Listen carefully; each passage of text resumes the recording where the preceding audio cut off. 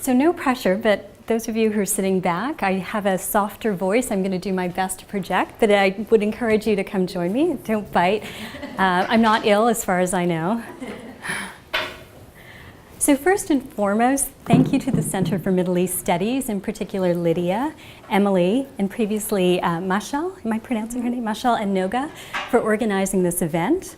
And also a special thank you to Saba Mahmood, who made this talk possible, but due to extenuating circumstances can't be here today. So from the mid-1990s through until the present day, it's estimated that tens, if not hundreds of thousands of migrant domestic workers of different ethno-national backgrounds, so from throughout South Asia, Southeast Asia, and increasingly East Africa, have converted to Islam in the greater Arabian Peninsula. They are the largest group of migrants and foreign residents to convert to Islam in the region. And this is a widespread phenomenon that is little known outside the region, but within it is vociferously debated. And these debates center on the question of why. This paper is part of a broader project that seeks to address this question, and it is based on ethnographic research that I conducted between 2004 and 2010, and in particular sustained continuous research I conducted between 2006 and 2007. And it seeks to address the question of why, and also to examine what these conversions tell us about processes of labor migration, Islamic movements, gendered relations and activities in the Indian Ocean region, and in particular between the Arabian Peninsula and South Asia. So I begin with a story from my fieldwork. On a scalding July day in 2007, Sarah and I were crossing the courtyard, making our way to the rooms in the servants' quarters she and her husband shared. She was carrying the cake I had brought, I was carrying the tea she had made. We were quieter than usual. The finality of this, our last meeting, loomed large.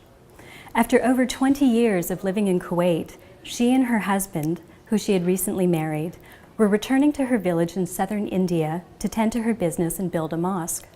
My fieldwork drawing to a close, I was leaving Kuwait in a couple of days. Once we were comfortably settled in her sitting room, she asked me a question I suspect she had long been contemplating. Attiya, I still don't understand. Ye bait ki baat, what I translate from Hindi, Urdu, and Arabic as this house talk. What is its use, its importance? Those people who will see your report, what do they care about this? I'm a practicing Muslim, yes, but my life is, well, pretty boring. Tell them about the life of the Prophet. That would be better. Sarah's comment prompts the central issue I address in my talk today. Over the course of conducting fieldwork in Kuwait, Pakistan, and Nepal, many of my interlocutors, women like Sarah, South Asian migrant domestic workers living and working in Kuwait, discussed their Islamic conversions in terms of their daily activities and intimate relationships within the household, what Sarah referred to as bait ki baat, or house talk. When I first began meeting with these women, I often overlooked these matters. Sarah, Maryam, and Rahman, and other women who you will learn more about today, told me tales of seemingly simple, mundane matters, of work and gossip within Kuwaiti households, of financial and family matters back home, and of everyday Islamic practice. I waited for the unexpected, the underlying, the eventful, the dramatic related to their adoption of Islamic precepts and practices.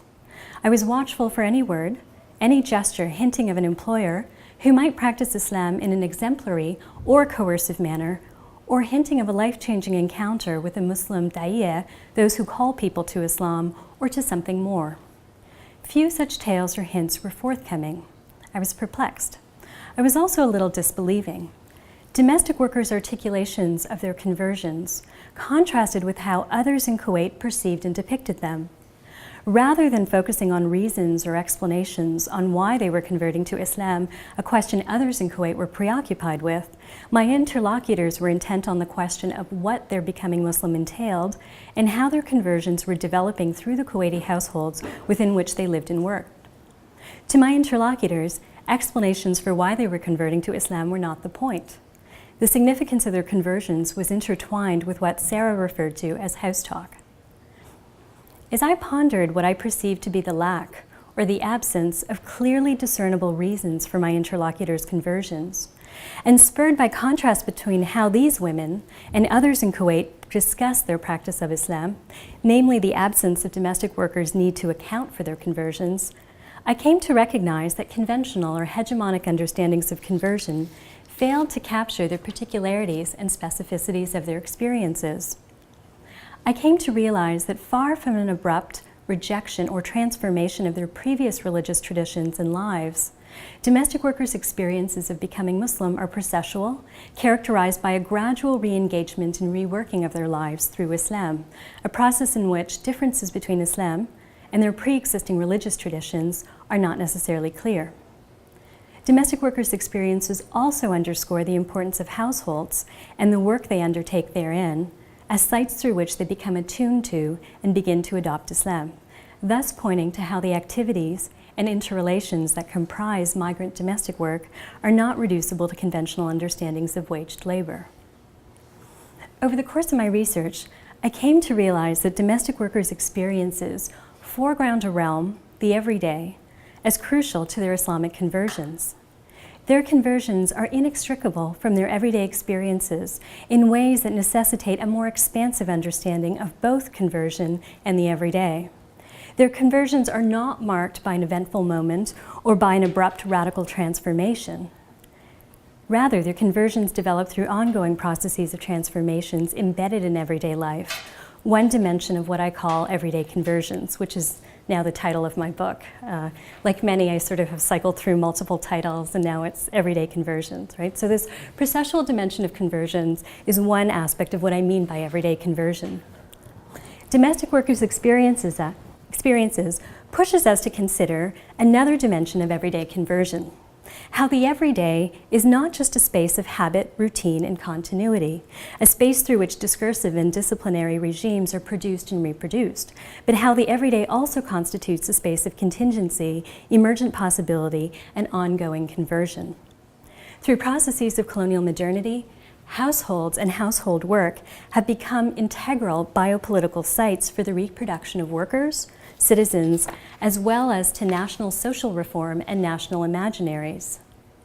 The feminization of transnational labor migration in the Asian region, marked by the migration of millions upon millions of women for care and service sector work, in particular domestic work, has resulted in new territorial configurations of these processes, what some scholars have referred to as chains of care, the international division of care, or transnational double, if not triple, burdens. Domestic workers, although dislocated subjects, so what Nicole Constable refers to as, quote, being at home but not at home, and what Rosel Pareñas refers to as sojourners, right? So although dislocated subjects, they are vital agents of reproduction. Their transnational labor and relations are integral to the everyday reproduction of subjects and social bodies of countries they migrate to, and through their remittances, gifts, and transnational network and activities, they are also integral to the reproduction of families, households, and the nation-states from which they migrate. Within this context, their everyday conversions mark and point to another dynamic, how their migration and care work also entails the production and development of emergent transnational subjectivities, belongings, and socio-political forms, ones articulated through their adoption of Islamic precepts and practices. In discussing domestic workers' everyday conversions, today I'd like to focus on the importance of the household as a site of confluence of two realms often assumed to be distinct: the everyday cultivation and ethical formation of religious subjectivities related to these migrant women's engagement with Islam, and the disciplining and reshaping of their comportment, affect, and sense of self related to their undertaking of care, intimate, or otherwise known as domestic work. Part and parcel of the feminization of transnational labor migration and the development of globalizing Islamic reform movements, both processes are reshaping migrant domestic workers' subjectivities, as well as their transnational social relations, networks, and modes of belonging.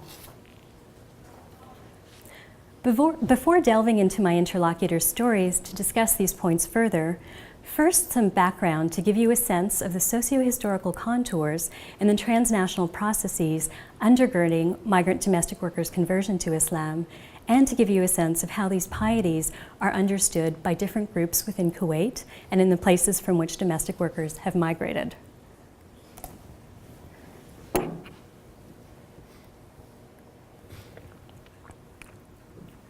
Oops, I'm always slow with PowerPoint, so this was meant to be a little earlier.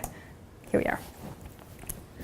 Flush with petrodollars, over the past 30 years, Kuwait has become an important destination for migrant domestic workers from South and Southeast Asia, and more recently, East Africa. Of varying ethnic, national, linguistic, educational, and religious backgrounds, in Kuwait, these women share a common set of experiences. Whether cooking, cleaning, or caring for children and the elderly, the gendered labor they perform is crucial to Kuwait's everyday functioning and the formation of Kuwaitis' class status and ethno-cultural identifications and differentiation vis-a-vis the country's foreign resident and migrant populations. 1/6 of the total population and employed in over 90% of households in Kuwait, domestic workers are a ubiquitous part of Kuwait's social landscapes, but one that is largely disregarded. As scholarship on domestic workers in the Arab Gulf states and Asia more generally, such as the work of Nicole Constable, Michelle Gambard, Nasra Shah, so on and so forth, have underlined, migrant domestic workers are situated in an uncertain structural position, falling outside the purview of existing labor laws, market calculations, kinship networks, and citizenship right entitlements, yet integral and intimately imbricated in their employers' everyday lives. Domestic workers occupy a precarious space of indeterminacy, of both belonging and exclusion. While scholarship often focuses on the precariousness of domestic workers' situation, this focus may overshadow other dimensions of these women's experiences of migration. Over the past decade, tens, if not hundreds of thousands of domestic workers in Kuwait and the greater Arabian Peninsula and Persian Gulf have taken shehadeh, the Islamic testament of faith, making them the largest group of foreign residents and migrants to adopt Islam. It is striking how little attention has been paid to this relatively widespread phenomenon. Despite the scholarly silence, in Kuwait, their conversions have generated a great deal of boisterous public debate. These discussions center on one question: why? Why are these women adopting Islam?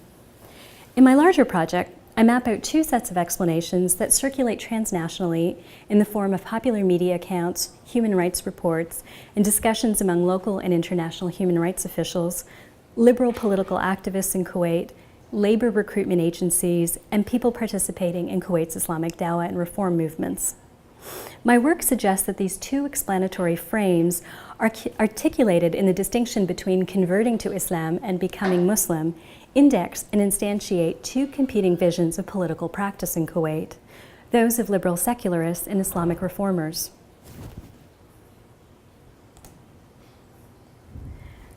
Groups focusing on domestic workers' conversion to Islam, including members of Kuwait's foreign resident populations, self-styled liberal movements, local and international human rights organizations, labor agencies, and foreign embassies.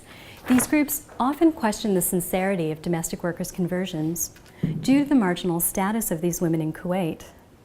They viewed domestic workers' conversions as either self-interested, calculated attempts to wrest better remuneration or treatment from their employers, or as a result of the pressure, implicit or explicit, brought to bear upon them by the families for whom they work. And that's an issue that I often get questions posed about, and I'm happy to talk about that more during the Q&A. So the issue of sincerity is important to these groups' determination of whether or not domestic workers' conversions constitute a political issue. Predicated on secular liberal understandings of governance, in which religious belief and practice is subject to individual choice and is relegated to the private sphere, these groups regard religious conversion as an intrinsically private matter, one that becomes a political issue only insofar as it is brought about through pressure or coercion. In such cases, these groups look to state or state-like institutions as neutral moral arbiters to adjudicate and uphold the rights of domestic workers to their religious beliefs and practices. They recognize, however, how difficult the protection of their religious rights are in Kuwait, given that domestic workers not only work and reside within their employers' households, But under Kuwait's citizen-devolved kafala or sponsorship system, they also obtain their work and residency visas through their employers. Under these circumstances, state intervention would necessitate the expansion of state authority and the fraught reconfiguration of governance between households and state institutions. As a result, in the absence of state protection or oversight, domestic workers' conversion to Islam are read as symptomatic of their marginal status in Kuwait. The second set of explanations attribute domestic workers becoming Muslim or reversion to the activities of Kuwait's Islamic Dawa and reform movements, specifically their success in reaching out to Kuwait's diverse non-Muslim population and in promoting the Islamic reform of Kuwaiti families and households. These groups' activities have developed in response to demographic shifts in Kuwait. From the mid-1970s onwards, Kuwait's foreign resident and migrant population, which today comprises 2/3 of the country's total population, has shifted from being predominantly Arab to being largely South and Southeast Asian. In the face of these changes, the form and composition of Kuwait's Islamic Dawa movement have been reconfigured. What began as a series of classes meant to teach Arabic, Kuwaiti customs, and Islam to interested foreign residents and migrants, and for non-Muslims to, as they put it, introduce them to Islam, has proliferated into a diverse, multilingual, and sprawling transnational movement consisting of tens of thousands of Muslims of diverse ethnic and national backgrounds, dozens of outreach centers, several multilingual mosques, and a panoply of television and radio programs. As the largest group of newly practicing Muslims, domestic workers index the success of this Dawa movement. They also point to the movement's success in encouraging pious practice within Kuwaiti families and households, cites Islamic reformers consider to be of paramount importance to the production and reproduction of Muslim subjects. Domestic workers' conversions are seen as both resulting from and further encouraging Islamic practice within the household, what one teacher once described to me as the womb of the Ummah, the community of believers. Although incommensurable, both sets of explanations for domestic workers' conversion to Islam or becoming Muslim underscore the importance of the household. For groups promoting secular liberal forms of governance, domestic workers' conversions are regarded as symptomatic of their marginal status in Kuwait, a status largely related to their position within the household, a realm in which the Kuwaiti state is reluctant to intercede. Among members of Kuwait's Islamic movements, the household is regarded as a site of possibility in their development of a rightly guided ummah.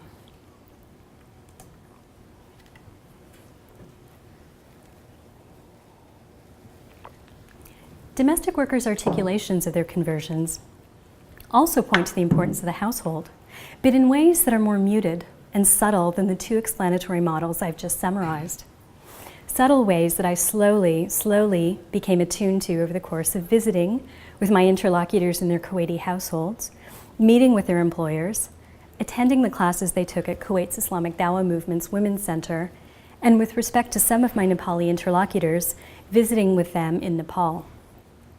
Through these fieldwork experience, I came to appreciate how their households, both in the places from which they have migrated and in Kuwait, were not just sites bookending their transnational migration and journeys.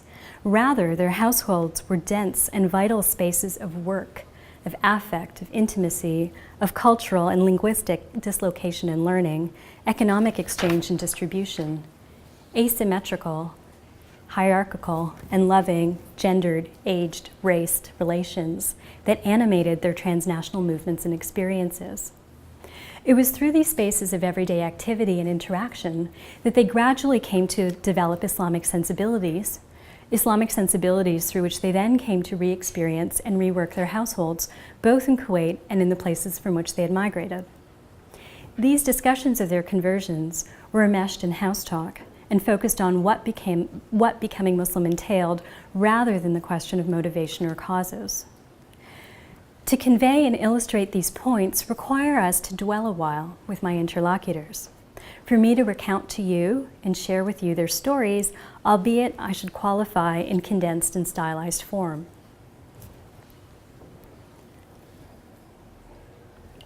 So I begin with Maryam.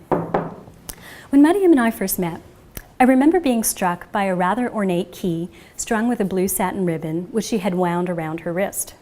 When she spoke, Maryam often gesticulated, and particularly pointed comments were accompanied by the swaying of the key from her wrist. During my first and subsequent visit to her home, Maryam would unwind the ribbon just enough to open the front door. Only 2 keys existed for the house, she told me, one held by Sayed, the head of the household, and the other which she held. Maryam's key indexed her position within the household. She had been living and working with the family since the late 1960s and was considered to be the second mother of the house. Maryam had become such an integral part of the family that when they decided to go on pilgrimage to Mecca together, Maryam accompanied them. Although Catholic, just give it a moment. Is that a motorcycle? Yeah. Do they go around campus? Okay, I guess it's maybe a little less dangerous than Stanford's bicycles, which are rather chaotic. Anywho, so Maryam, right, although Catholic, and although she didn't participate in the rituals in Mecca, she had asked the family to go because of the significance of the trip to the family. Several months earlier, Sayed's mother, the matriarch of the family, and Maryam's mentor and employer, since she had arrived in Kuwait at the age of 19, had passed away. In several months' time, Sayed, the eldest son of the house, was going to marry. Between their mourning and their hopes for the upcoming marriage, the family had decided to go on pilgrimage, and Maryam accompanied them. During her stay in Mecca, she spent most of her time in the hotel room, where she could see pilgrims and processions from her window. What she saw struck her and spurred her, as she put it, to, quote, think about Islam. For over 30 years, she had been witnessing the family's practice of Islam, but as she put it, quote, did not note it. When she returned to Kuwait, she continued going to church regularly, but found herself becoming more attuned to Islamic precepts and practices. As she stated in one of our conversations, quote, I don't really know when or how, but I started thinking, seeing, not just with my head or eye, but with my heart, differently. Maryam began reading a series of pamphlets in Hindi and primer books she had obtained from the Dawa movement, and she began observing more closely the family's prayers and their reading and recitation of the Quran. 2 years later, still attending church, she began fasting during Ramadan and attending classes at the Dawa movement's Women's Center. Maryam's experiences resonate with those of Sarah, the woman whose comments prompted this talk. Sarah and I were introduced through Shema, a member of the extended family within whose household Sarah worked. As Shema and I made our way through her extended family's shared courtyards and gardens and into the house of her grandmother, she cautioned me that although Sarah had agreed to meet me, she could be a little abrupt and impatient. She told me the story of how, when Sarah first migrated to Kuwait from her village in southern India in the mid-1980s, she had been hired by her grandmother to help the other domestic workers of the compound with the cleaning. It became quickly apparent, however, that cleaning, which required some level of cooperation with the other women, was not something Sarah would excel at. She had a brusque personality and little patience for the other domestic workers in the compound, women she often dismissed as gossipy and silly. She was, however, an efficient and skilled cook, and so Shema's grandmother, Gulnar, moved her to the kitchen, where she worked for the next 15 years. Given her reputation for having a daunting personality, it therefore came as a great surprise to Sarah when Gulnar requested that she be her caregiver when she developed cancer, an illness that kept her bedridden. Quote, Gulnar Bibi, she asked me to be the one to look after her because she knew that I am strong.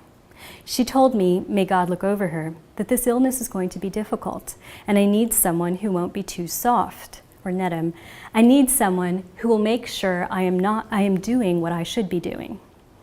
In tending to Gulnar, what Sarah remembered most was waking up early in the morning, going to Gulnar's room, turning on a cassette recording of Quranic recitations, and sitting with her while the rest of the household busied themselves with the coming day. Over the next 5 years, they shared in this work and ritual. When Gulnar succumbed to her illness, Sarah found herself continuing to listen to these recitations. Gradually, she began to supplement these with Hindi translations of these recitations and with other readings about Islamic history and what she called scientific or practical Islamic books. Books by authors like Harun Yahya.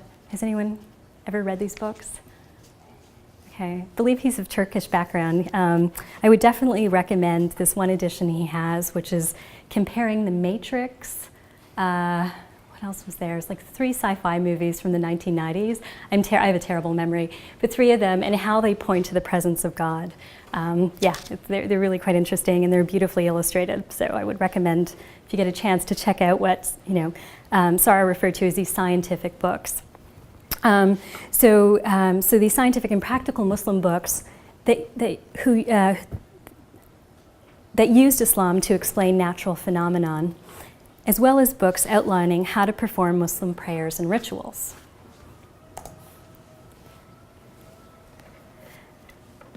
Maryam and Sarah's stories illustrate several key dimensions of domestic workers' experiences of everyday conversion in Kuwait. Whether it be starting to see and hear with my heart, as Maryam described it, or Sarah's experience of listening to the refrains of the Quran in the morning, their experiences of developing new pieties and an interest in Islam were marked not by the extraordinary, but by the everyday.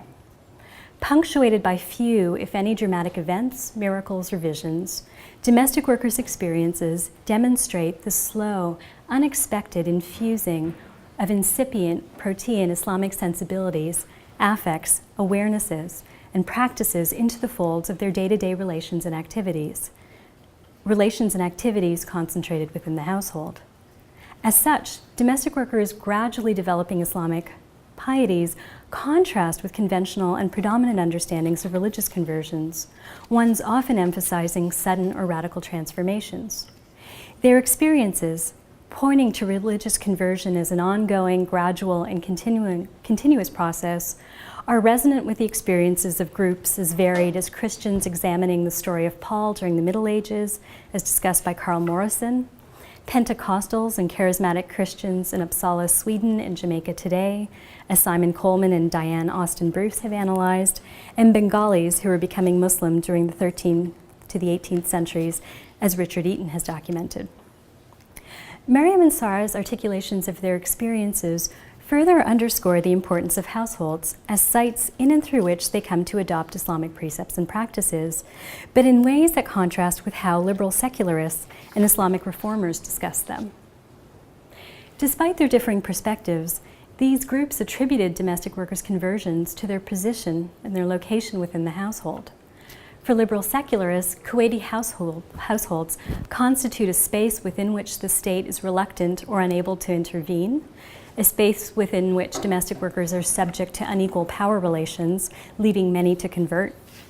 For Islamic reformers, households constitute an integral social space through which the Muslim Ummah is formed, a space their activities have increasingly sought to reform.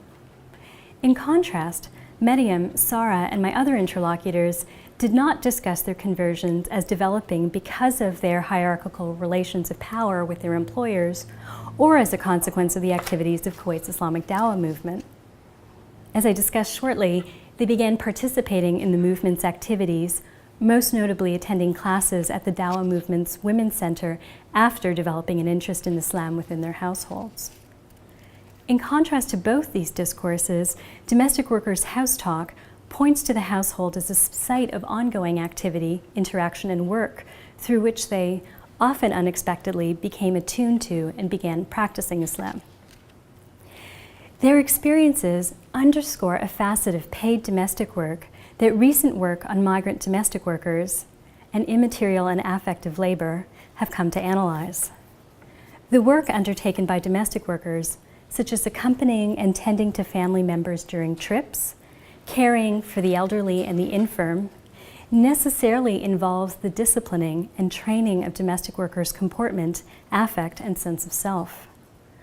What existing research has not accounted for, and what migrant domestic workers in Kuwait's experiences point to, are the ways in which domestic work can be infused with religious ideas and practices.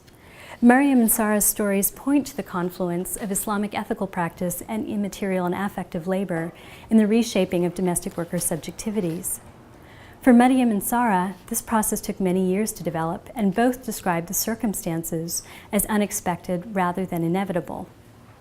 Here, domestic workers' everyday experiences within the household figure not just as sites of repetition, reproduction, habit, and disciplining, as discussed by Henri Lefebvre, Pierre Bourdieu, and Michel Foucault, but also of newfound possibilities and open-endedness that the work of Ernst Bloch and Gilles Deleuze points to.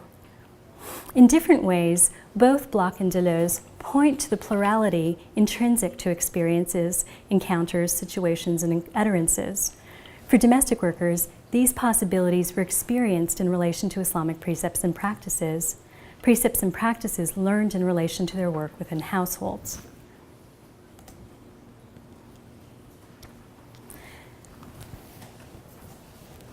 Maryam and Sarah's stories also illustrate how domestic workers' further learning about Islam was channeled through Kuwait's Islamic Dawa movement.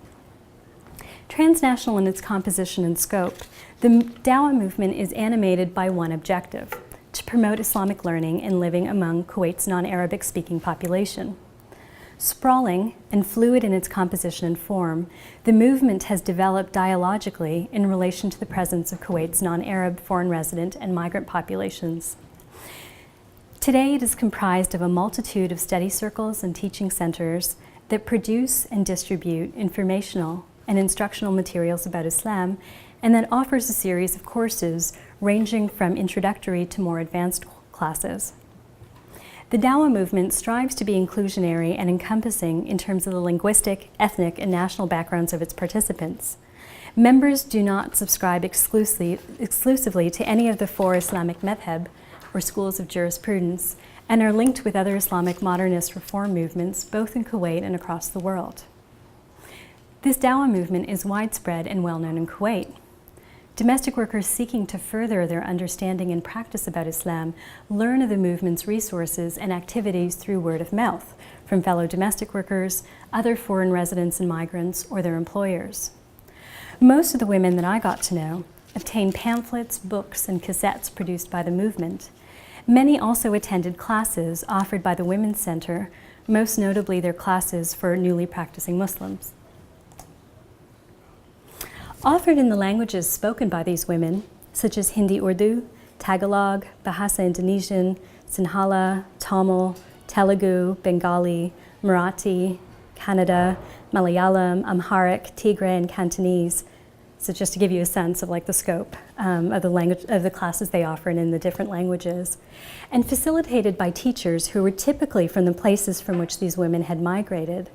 These classes were spaces in which domestic workers could learn Islamic precepts and practices among women of similar backgrounds and could address issues specific to their situation and circumstances, issues that more often than not revolved around their relations and responsibility within their households, both in Kuwait and the places they had migrated.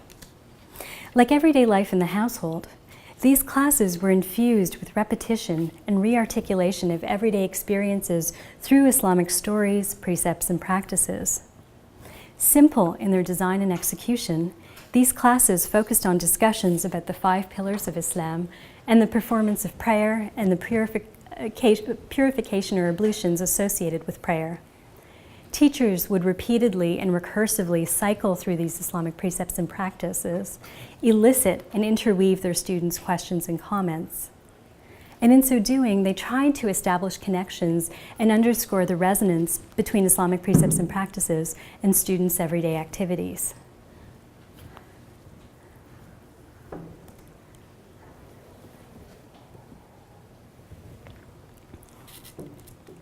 Maryam's experiences of attending these classes illustrates how they interwove the everyday into the classroom.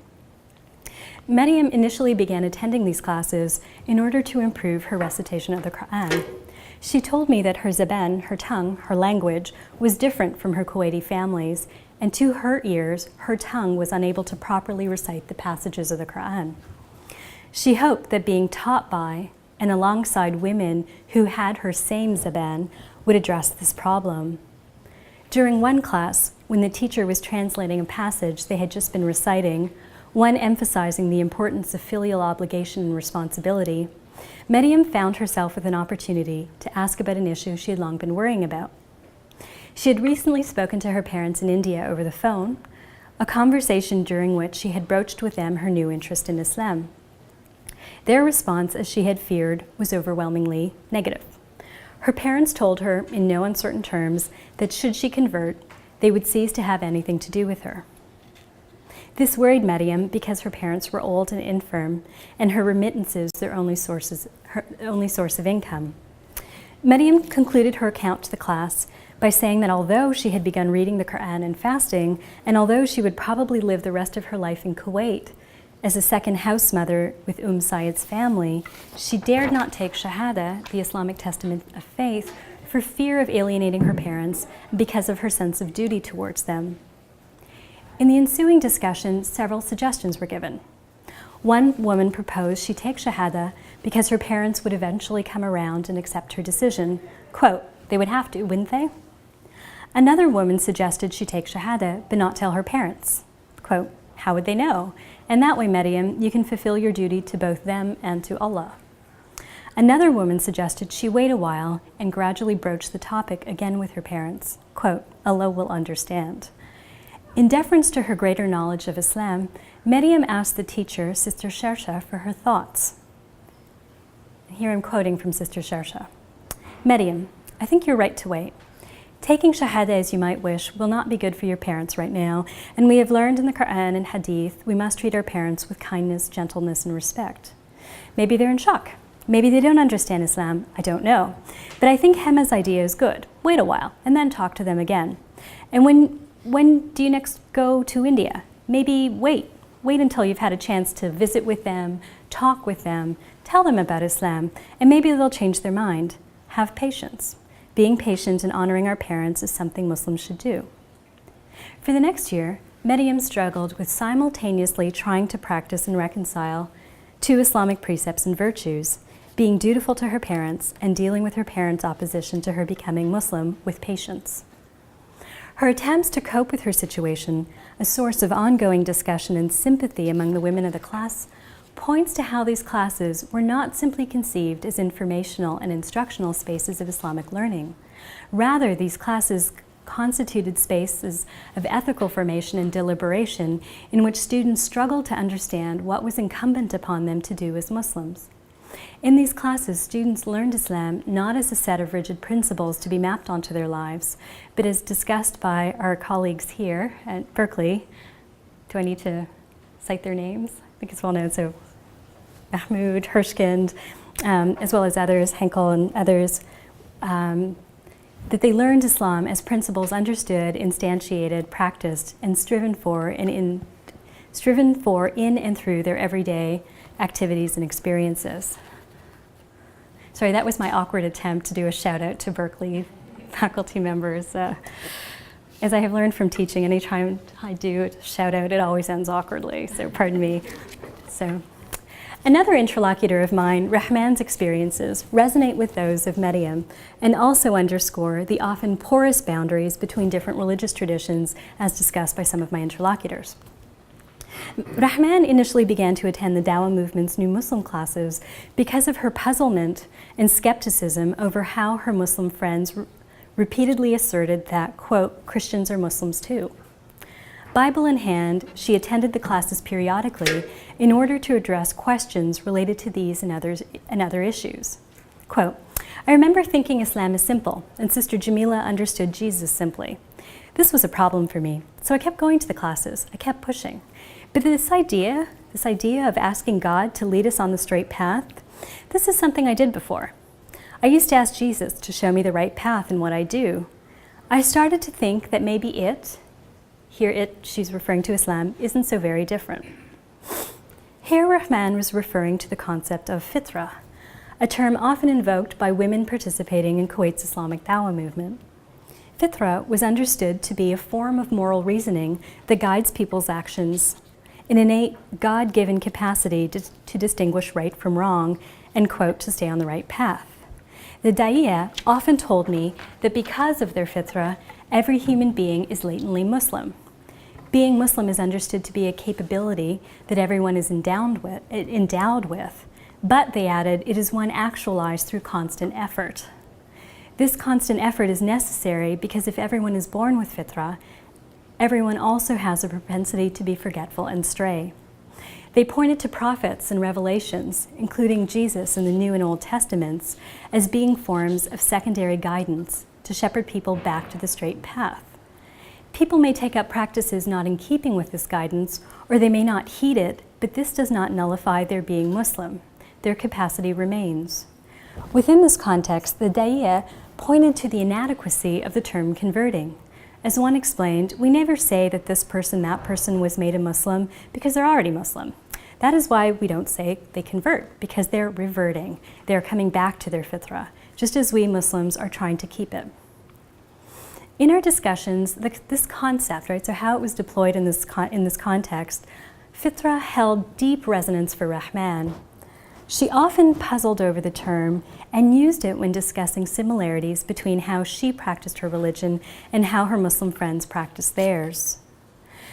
When Rahman went to visit her household in India, consisting of her son, her husband, his mother, who was also Rahman's aunt, her siblings and cousins, she used the term fitrah when explaining her interest in becoming Muslim. Quote, "I thought this might help them see some similarities, make them softer towards Islam. I was wrong. At first, my husband thought I was interested in Islam because I had met a Muslim man, but after I explained that this wasn't true, he said I had brought a devil spirit with me from Kuwait." Rahman's mother-in-law told me she was being selfish, and her actions were jeopardizing the family's cohesion. When Rahman returned to Kuwait, where her mother had also come for domestic work, almost immediately she was visited by her mother, who urged Rahman to reconsider her position and weigh the potential consequences of converting to Islam, likely divorce from her husband and certain ostracism from her extended family. Seeking counsel, Rahman went to visit Sister Jamila at the Dawa Movement's Women's Center, who suggested that she be patient, wait a while, and broach the topic again with her family. Quote, "It'll be better for you and them." Several months of back and forth telephoning later, Rahman's family finally decided on a course of action. They assembled their financial resources, making it possible for her husband to migrate to Kuwait. Her husband hoped that by being in Kuwait with her, he would preempt her taking of shehadeh.